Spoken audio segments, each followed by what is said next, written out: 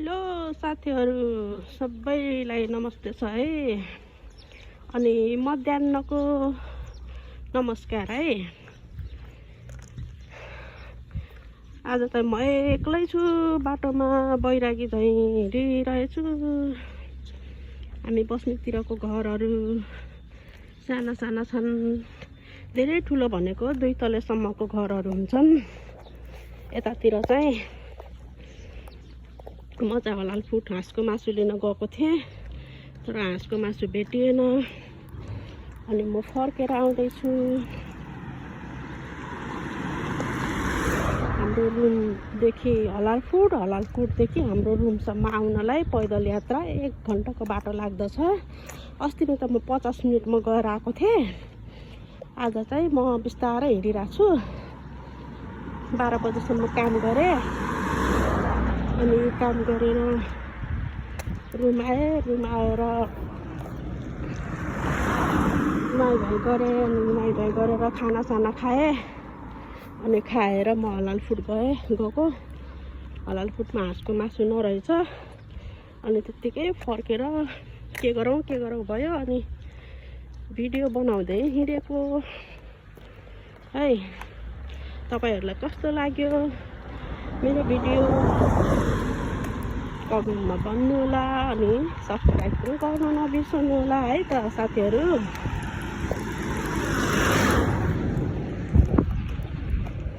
धेरै बोल्न त आउँदैन है मलाई। कस्तो के भिडियो बनाउन भन्दा पनि बनाउन त मन लाग्ने, मान्छेहरूको अगाडि जापानिजहरूले के भन्छ होला भने जस्तो हो नि। कस्तो ठाउँमा खिच्न पर्छ, कस्तो ठाउँमा खिच्न पर्दैन त्यो पनि थाहा छैन। त्यही भएर खासै भिडियो बनाउँदैन मैले। कहिलेकाहीँ मनोरञ्जनको लागि, टाइम पासको लागि भिडियोहरू बनाउँछु। अनि कहिलेकाहीँ 4-5 महिनामा एउटा भिडियो हाल्छु। त्यही हो साथीहरू।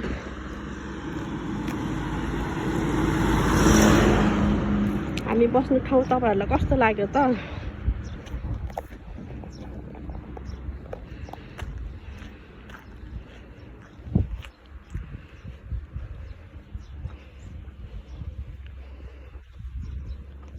बुढोले भिडियो त बनाऊ भन्नुहुन्छ, बुढोको अगाडि बोल्नै लाज आउँछ, के गर्ने। यस्तै छ। यो हरियो देखेको चाहिँ हललेको साग है साथीहरू। यो हरियो देखेको हललेको साग उताको गहुँ हो।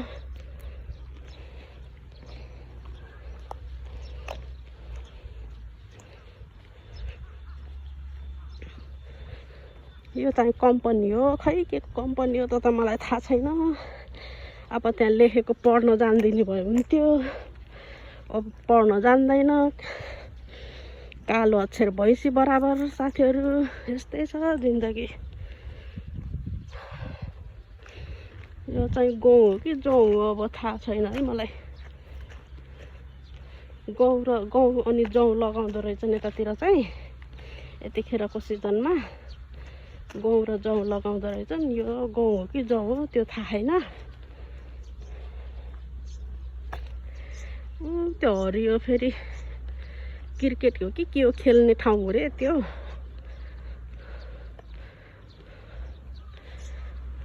अब यहाँदेखि चाहिँ यतातिर गयो भने सुपरमार्केटतिर जान्छ।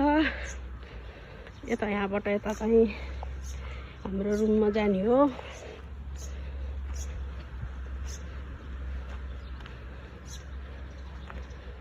यतातिर त धुपीहरू पनि कस्तो थरीको धुपी के। यो कस्तो एउटा थरीको धुपी, यो फेरि अर्को थरीको धुपी।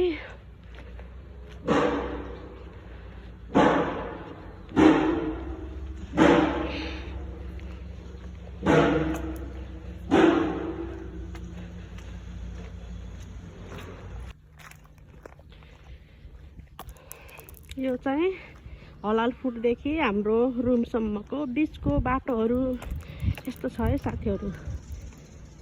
घरहरू धेरै ठुलो भनेको 2 तलेसम्म हुन्छ यतातिरको।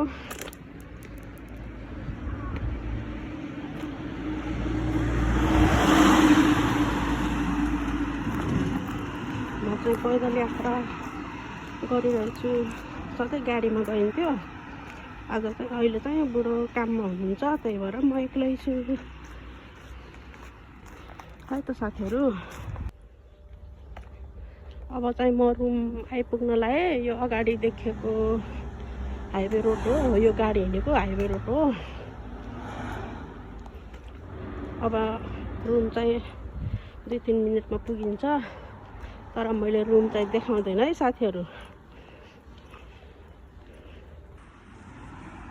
भिडियो हेरेर जस्तो मनमा लाग्छ त्यस्तै प्रतिक्रिया दिनु होला।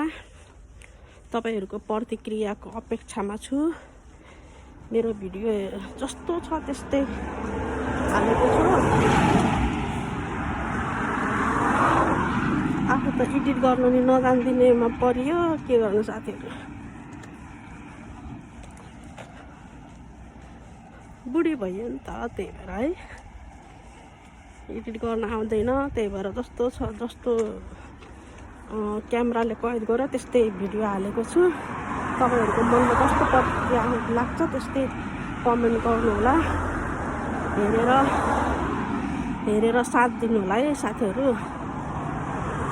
कस्तो अब अर्को भिडियो चाहिँ कहिले आउँछ थाहा छैन। भिडियो मैले सधैँ बनाउँदैन, 4-5 महिनामा एकचोटि बनाउँछु के साथीहरु। त्यही भएर हस्त बाइ बाइ।